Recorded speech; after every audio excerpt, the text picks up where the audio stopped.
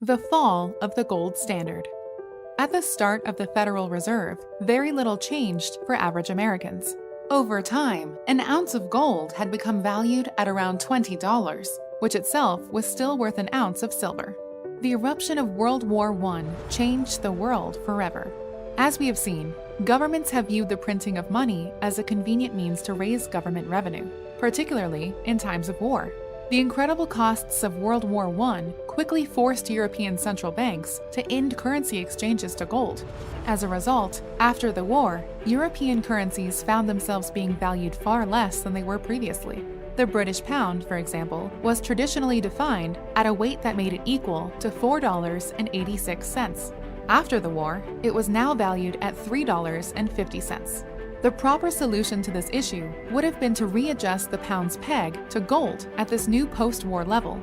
Instead, the British government tried to force the pound to its pre-war strength, which would have required a massive reduction of the money supply. Given that prices, including salaries, had now adjusted to the current pound, this disruption was highly disruptive. In response, agents of major central banks gathered in Bretton Woods, New Hampshire, and adopted a new gold exchange standard. This Bretton Woods system worked as follows. The U.S. remained on the classical gold standard, redeeming dollars in gold. British pounds and other currencies were not payable in gold coins, but only in large-sized bars, suitable only for international transactions.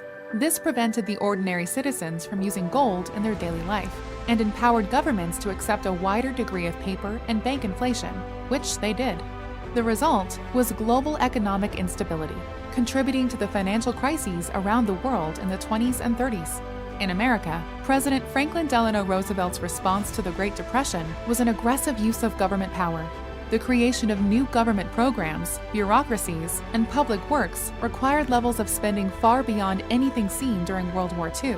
Since the government does not create anything on its own, and taxing is difficult during a depression, the Federal Reserve was a major tool of the state. This was made easier in 1933 when FDR announced Executive Order 6102, which meant Americans would no longer be able to trade in their dollars for gold, and that all privately owned gold was to be confiscated. This allowed FDR to immediately devalue the dollar, an unprecedented transfer of wealth away from Americans and into government. The following decades saw many of FDR's radical expansions of government power made permanent and then expanded. This was coupled with a growing American military footprint, with wars in Korea and Vietnam, and military bases established around the world. This continued increase in spending both domestically and abroad resulted in severe inflation beginning in the 1960s. This led foreign countries to consider exchanging their dollars for gold, as was still allowed. In response, the American government cut the dollar from its last tie to gold in 1971 under Richard Nixon. For the past 50 years, the world government has been engaged in a radical experiment with global currencies backed by nothing but the credibility of their issuing central bank. Understanding the consequences of this modern fiat money system is one of the most important economic issues in the world today.